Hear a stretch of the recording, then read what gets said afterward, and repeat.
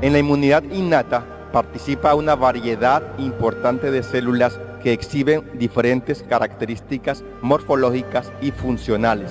Dentro de estas células se encuentran los granulocitos, llamados así porque contienen en su citoplasma abundantes gránulos. También reciben el nombre de polimorfonucleares porque su núcleo es multilobulado. Ahora bien, de acuerdo a los patrones de coloración que adquieren cuando se tiñen con colorantes ácidos y básicos, se clasifican en neutrófilos, eosinófilos y basófilos. Los neutrófilos son los leucocitos más abundantes de la sangre y constituyen la primera línea de defensa durante el curso de infecciones agudas. Son fagocitos profesionales que combaten especialmente gérmenes extracelulares y levaduras. El factor estimulante de colonias de granulocitos o GCSF y el factor estimulante de colonias de granulocitos y monocitos o GMCSF intervienen decisivamente en los procesos de maduración, diferenciación y expansión de estas células. Los eosinófilos tienen una vida más prolongada que los neutrófilos, por lo que están involucrados en el mantenimiento de determinadas reacciones inflamatorias. En sus gránulos contienen poderosas enzimas proteolíticas que usan durante su acción citotóxica contra elementos y en la fase crónica de las respuestas alérgicas. El factor de crecimiento más importante en sus procesos de maduración, diferenciación y proliferación es la interleuquina 5. Los basófilos representan menos del 1% de los leucocitos circulantes y maduran bajo el estímulo de la interleuquina 3. Está bien documentada su participación en las fases tempranas de las reacciones alérgicas y hasta ahora ha sido difícil encontrarles un papel definido en la fisiología normal. Los monocitos macrófagos pertenecen a la línea de fagocitos mononucleares porque su núcleo no es segmentado y muestran una prominente actividad fagocítica.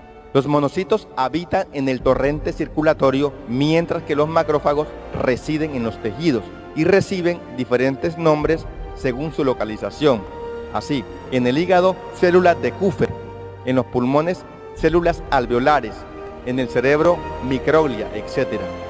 Los macrófagos, además de ser fagocitos profesionales, exhiben funciones tan importantes como la presentación de antígenos, el barrido o limpieza de células muertas, detritos y complejos inmunes y el combate de gérmenes extra e intracelulares. Llamadas así por su forma estrellada, las células dendríticas sirven de puente entre las respuestas inmunes innata y adaptativa, por su capacidad para captar antígenos en la periferia y activar a los linfocitos T vírgenes. Sus funciones están relacionadas con el estadio de maduración en el que se encuentran, por lo que en los estadios inmaduros, como las células de Langerhans en la piel, se especializan en la captación y procesamiento de antígenos, mientras que al madurar expresan moléculas que las convierten en presentadoras de antígenos y en activadoras de las respuestas inmunitarias. Hasta el momento se han identificado 3 poblaciones de estas células: mieloides, plasmocitoides y linfoides, algunas de las cuales se les ha asignado papeles en la inducción de tolerancia y como células citotóxicas. A las células asesinas naturales, en inglés natural killer o simplemente NK, se les denomina también linfocitos grandes granulares porque pertenecen a la línea linfoide. Tienen mayor tamaño que los linfocitos T y B y contienen abundantes gránulos en su citoplasma. Estas células ejercen una potente acción citotóxica contra gérmenes intracelulares y en la destrucción de células tumorales. También se les ha asignado un papel en la capacidad de la madre para no rechazar al feto. Los mastocitos, también llamadas células cebadas, abundan en la piel y mucosas, donde participan en el desencadenamiento de reacciones inflamatorias agudas y en las fases tempranas de las alergias, gracias a su capacidad de producir y liberar gránulos que contienen sustancias vasoactivas como la histamina, heparina, serotonina, prostaglandinas, leucotrienos y citoquinas, entre otras. En la última década ha habido una explosión en el conocimiento de un grupo de receptores expresados y liberados por las células de la inmunidad innata, los cuales reconocen uno o varios grupos de moléculas que son comunes a determinados patógenos y que en conjunto cumplen papeles críticos en el inicio, amplificación y mantenimiento de las respuestas inflamatorias destinadas a controlar las infecciones producidas por esos patógenos.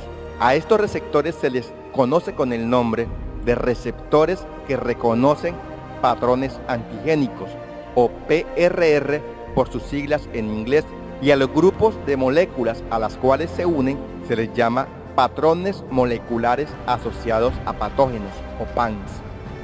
Algunos de estos PANs son el LPS propio de las bacterias gram negativas, el peptidoglicano contenido en las paredes de las bacterias gram positivas, el RNA de doble cadena de algunos virus y el lipoaraminomanán presente en las micobacterias.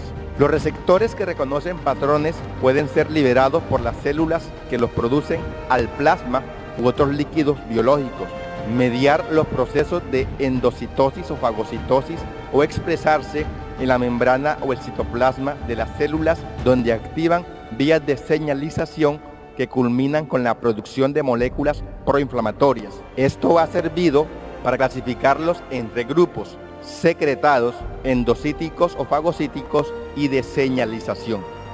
Los PRR secretados incluyen una variedad de proteínas de fase aguda producidas principalmente por el hígado y los macrófagos. Entre estas proteínas se encuentra la lectina unidora de manosa, o MBL, que como su nombre lo indica, se une al azúcar manosa y es conocida también porque representa una vía de activación del sistema del complemento.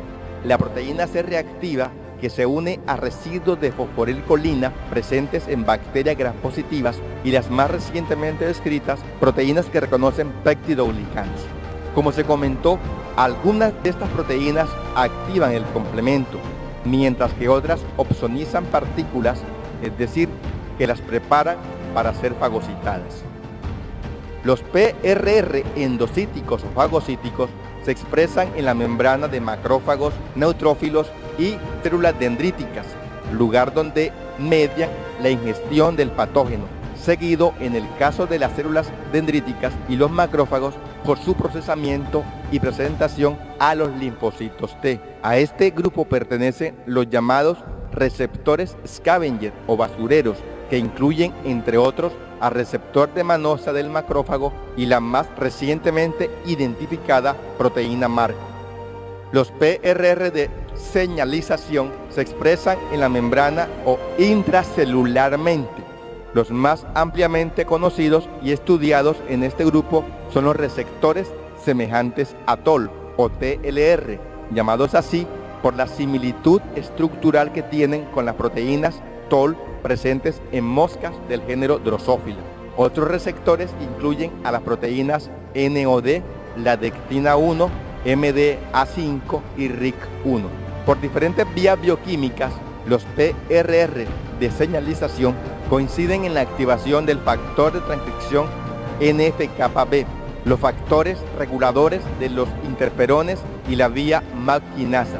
Estos tres sistemas están involucrados en la liberación de péptidos antimicrobianos y lisozima, la producción de citoquinas y quimioquinas proinflamatorias como la interleuquina 1, el TNF y la interleuquina 8, y la liberación de sustancias que controlan las respuestas inmunes adaptativas como las moléculas del complejo mayor de histocompatibilidad, las moléculas coestimuladoras y la interleuquina 2.